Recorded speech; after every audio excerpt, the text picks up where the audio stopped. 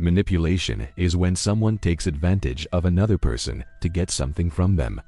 Manipulation can take many forms, and it's important to recognize the different ways that people try to manipulate us so that we do and fall for it. We should also be aware of our own manipulative tendencies so that we do and accidentally hurt others while trying to achieve our goals. One way that some narcissists manipulate their victim is by making them question their own reality. This is called gaslighting. Gaslighting is a form of manipulation in which the target is deliberately misled by someone in a position of power. The target is then made to feel crazy or delusional when they try to express their concerns. For example, a husband might tell his wife that she is crazy and that she is not really remembering things correctly. The target is left feeling confused and uncertain of their own judgment. When we are being gaslit, we may start to doubt our own memories, feelings, and perceptions. This can make us feel crazy or paranoid. We may start to second-guess ourselves and our ability to make decisions. This can lead to us becoming more anxious and depressed. Gaslighting is a form of emotional abuse that can have a devastating impact on its victims. It can make us feel isolated, helpless, and hopeless. But it's important to remember that we are not alone and there is help available. If you think you might be experiencing gaslighting, it's important to reach out for help. Talk to a trusted friend or family member about what you're going through. You may also want to consider therapy as a way to process your emotions and develop coping mechanisms. There are also a number of resources available online and in communities around the world. Gaslighting is a serious issue, and it's important to take steps to protect yourself if you're re-experiencing it. By understanding the signs of gaslighting and reaching out for help, you can start to break free from this cycle of abuse and start living a happier, healthier life. In order to better understand how gaslighting works, let's look at a few examples. The first example is the classic example of a gaslighter denying something that the target knows to be true.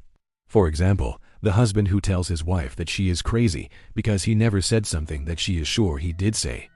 This kind of gaslighting is very common, and it can be very effective in making the target question their own reality. The target will start to doubt themselves and their own memory, even though they know that what they're saying is true.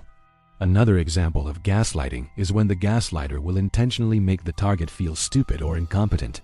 For example, the narcissistic boss might constantly criticize their employees, even for things that are not really their fault. They might make the employee feel like they are always doing something wrong, even when they are not. This kind of gaslighting can make the target feel inadequate and powerless. The third example of gaslighting is when the gaslighter will use the target's feelings against them. For example, the narcissistic parent might tell their child that they are being too sensitive. They might make the child feel like they are overreacting or making a big deal out of nothing. This kind of gaslighting can be especially harmful because it can make the target feel like they cannot trust their own emotions. No matter what form gaslighting takes, it is always harmful. It can make us feel crazy, paranoid, inadequate, and powerless. But it is important to remember that we are not alone and there is help available. If you think you might be experiencing gaslighting, please reach out for help. Talk to a trusted friend or family member about what you're going through. You may also want to consider therapy as a way to process your emotions and develop coping mechanisms. There are also a number of resources available online and in communities around the world. While gaslighting is often thought of as something that happens to other people, the truth is that anyone can be manipulated into doing something they don't want to do.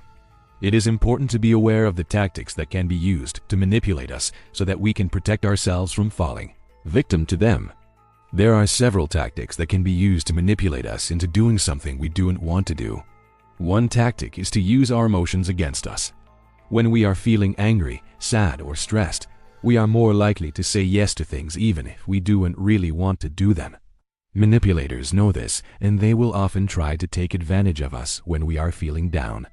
Another tactic that manipulators use is to make us feel guilty. They will often say things like, "If you really loved me, you would do this for me," or "I am doing this for you because I love you." When they make us feel guilty, we are more likely to do what they want us to do, even if it is not in our best interest. The third tactic that manipulators use is to play on our fears. They will often threaten us with negative consequences if we don't do what they want us to do. For example, they might say something like, "If you don't do this for me, then I'm going to tell everyone your secret." When we are afraid, we are more likely to do what the manipulator wants us to do, even if it is not what we want to do. The fourth tactic that manipulators use is to take advantage of our naivety. Sometimes we just don't know any better. We might be young or inexperienced, and the manipulator might be taking advantage of us because of it. The fifth tactic that manipulators use is to wear us down. They will often try to convince us to do something, and if that doesn't work, they will keep trying over and over again until we finally agree. And the last tactic that manipulators use is to be persistent. They will often try and try again even after we have told them no. They won't give up until they get what they want. It is important to be aware of these tactics so that we can protect ourselves from falling victim to them. If someone is using any of these tactics on us, it is important to step away and get help. We can talk to a trusted friend or family member or seek professional help. We can also learn more about manipulation and how to avoid it by reading books or articles on the subject. Being aware of manipulation and its tactics is the first step to protecting ourselves from it. With knowledge and awareness, we can better defend ourselves against those who would seek to take advantage of us. There are certain questions that can help you determine whether or not you are being manipulated. First, ask yourself if the person asking you to do something is someone you trust. If not, then it is probably best to say no. If the person is someone you do trust, then ask yourself if you are being pressured to do something you are not comfortable with. If the answer is yes, then it is important to speak up and say no. Finally, ask yourself if you feel like you are being taken advantage of. If the answer is yes, then it is important to get help from a trusted friend or family member. Manipulation is a serious issue, and it is important to be aware of the signs so that you can protect yourself. It can be difficult to recognize when you are being manipulated, but by asking yourself these questions, you can start to identify if someone is taking advantage of you. If you do find yourself in a situation where you feel you are being manipulated, reach out for help. Talk to a trusted friend or family member and get the support you need. You can also learn more about manipulation and its tactics by reading books or articles on the subject. Remember, you are not alone and there is help available. By recognizing the signs of manipulation, you can protect yourself and those around you from those who would seek to take advantage. Let us know in the comments below if you found this video helpful.